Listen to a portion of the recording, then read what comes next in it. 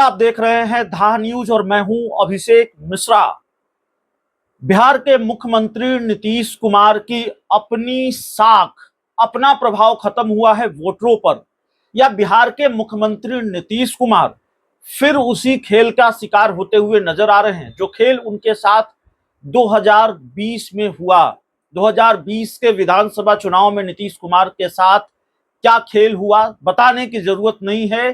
कहने को तो ये खेल अकेले नीतीश कुमार के साथ चिराग पासवान खेल रहे थे, लेकिन बाद में जो बात निकलकर सामने आई, और ये हम नहीं कर रहे, जेडीयू ने भी कहा कि नहीं, चिराग के साथ भारतीय जनता पार्टी भी नीतीश कुमार के साथ खेल रही थी और चिराग पासवान शायद मोहरा थे और चिराग पासवान का सिर्फ कंधा था, बंदूक बीजेपी का था, निशाने पर नीतीश कुमार थे। तो 2020 का जो विधानसभा चुनाव का जो खेल था वो ये था। बाद में जेडीयू ने इसको स्वीकार किया और चिराग पासवान कमोबेश इतना स्वीकार करते रहे कि हाँ, नीतीश कुमार को निपटाने के लिए हमने ये खेल किया, हमारे खेल की वजह से नीतीश कुमार 43 सीटों पर सिमट गए। कम से कम चिराग पासवान ने ये बात कही। अब सवाल है कि इस वक्त जब चिराग पासवान और नीतीश कुमार दोनों साथ हैं, दोनों एनडीए का हिस्सा हैं, भारतीय जनता पार्टी और नीतीश कुमार साथ हैं, उपेंद्र कुशवाहा भी नीतीश कुमार के साथ हैं, बीजेपी के साथ हैं, ये सारे नेताओं का गठबंधन है, इन सारे दलों का गठबंधन है। इसके बाद भी हम ये बात क्यों कर रहे हैं कि नीतीश कुमार के साथ क्या वही खेल हो रहा है 2020 वाला, या फिर नीतीश कुमार के साथ फिर वही 2020 के विधानसभा चुनाव वाला खेल हो सकता है। देखिए, वही खेल होगा, इसका दावा तो हम अभी नहीं कर सकते, लेकिन कमोबेश स्थिति और परिस्थिति वैसी बनती हुई दिखाई दे रही है कि नीतीश कुमार के साथ भीतरघात का खेल हो सकता है।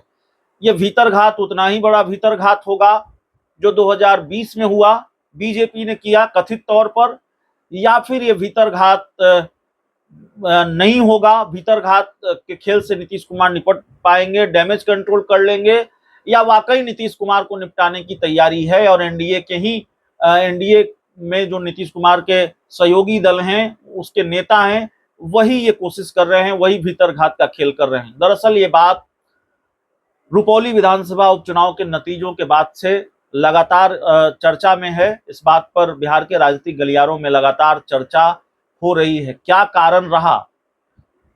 बीमा भारती तो कोई बहुत बड़ी फैक्टर नहीं थी। रुपौली विधानसभा उपचुनाव के जो नतीजे आए हैं उसके हिसाब से बीमा भारती तो तीसरे नंबर पर रही। तो बीमा भारती टक्कर नहीं दे रही थी जेडीयू को, कलाधर मंडल को। शंकर सिंह निर्दलीय कैसे ये चुनाव जीत जाते हैं, शंकर सिंह कैसे जेडीयू को चित कर देते हैं, और शंकर सिंह को किसका साथ था? क्या यह संभव है कि एक तरफ नीतीश कुमार, एक तरफ भारतीय जनता पार्टी, एक तरफ उपेंद्र कुशवाहा जैसे बड़े नेता, एक तरफ चिराग पासवान जैसे बड़े नेता, और ये सब लोग रुपौली में सभा करें, लेसी सिंह जो बिहार सरकार की मंत्री हैं वो रुपौली में कैंप कर दें, जेडीयू के बड़े बड़े नेता, जेडीयू कोटे के बड़े बड़े मंत्री रुपौली में कैंप कर दें, और बावजूद इसके जेडीयू हार जाए, रुपौली की सीट, वो सीट हार जाए जो सीट जेडीयू के कब्जे में लगातार रहती थी। तो क्या ये जेडीयू के लिए खतरे की घंटी नहीं है? और क्या सिर्फ शंकर सिंह ने हराया या जेडीयू को अपनों ने हराया, नीतीश कुमार को अपनों ने हराया? भीतरघात का भी कोई खेल हुआ। हम दावा नहीं कर रहे कि भीतरघात का खेल हुआ ही है, लेकिन ये सवाल बनता है। बीमा भारती की हार हैरानी पैदा नहीं करती। बीमा भारती की साख पहले से कमजोर दिख रही थी। लोकसभा चुनाव में बीमा भारती को नोटा से भी कम वोट आया शायद, और विधानसभा चुनाव में अगर बीमा भारती तीसरे नंबर पर चली गई, बहुत हैरानी इस बात को लेकर नहीं है।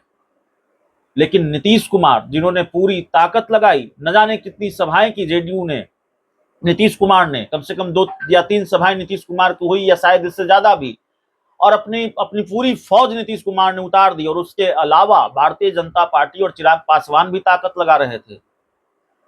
तो जाहिर तौर पर यह हार क्या इस बात का संदेह पैदा नहीं करती कि क्या भीतरघात के खेल से भी हारी है जेडीयू? भीतरघात का खेल भी नीतीश कुमार के साथ हुआ है।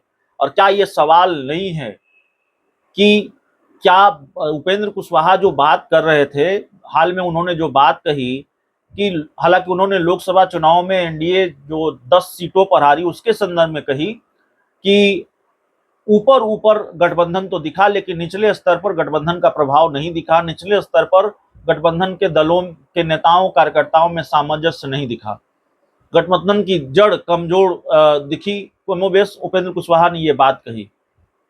तो क्या ऊपर ऊपर का साथ है नीतीश चिराग का, बीजेपी नीतीश का, उपेंद्र कुशवाहा नीतीश का, और निचले स्तर पर कोई एक दूसरे की मदद नहीं कर रहा है या चाहकर भी अपने कार्यकर्ता उन दलों के कार्यकर्ता नहीं कन्विंस हो पा रहे हैं?